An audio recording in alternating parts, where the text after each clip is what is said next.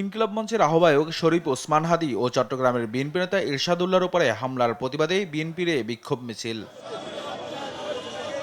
শনিবার দুপুরে নয়াপল্টনে বিএনপি কেন্দ্রীয় কার্যালয়ের সামনে থেকে শুরু হওয়া প্রতিবাদ মিছিলটি নাইটেঙ্গেল মোড় ঘুরে আরামবাগ মোড় হয়ে পুনরায় কেন্দ্রীয় কার্যালয়ের সামনে এসে শেষ হয়।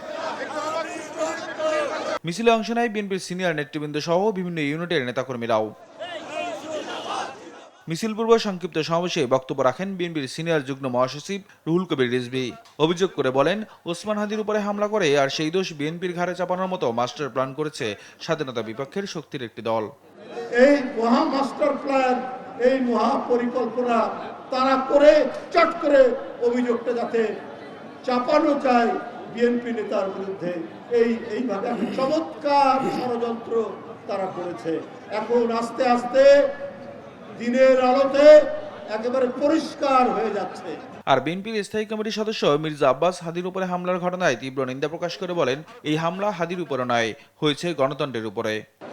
হাদির উপরে এই আঘাতে তীব্র নিন্দা প্রতিবাদ জানিয়ে বলতে চাই, এই আঘাত হাদির উপরে নয়, এই আঘাত বাংলাদেশের মানুষের গণতান্ত্রিক অধিকারের উপরে, এই আঘাত বাংলাদেশের সার্বভৌমত্বের উপরে, এই আঘাত বাংলাদেশের স্বাধীনতার উপরে।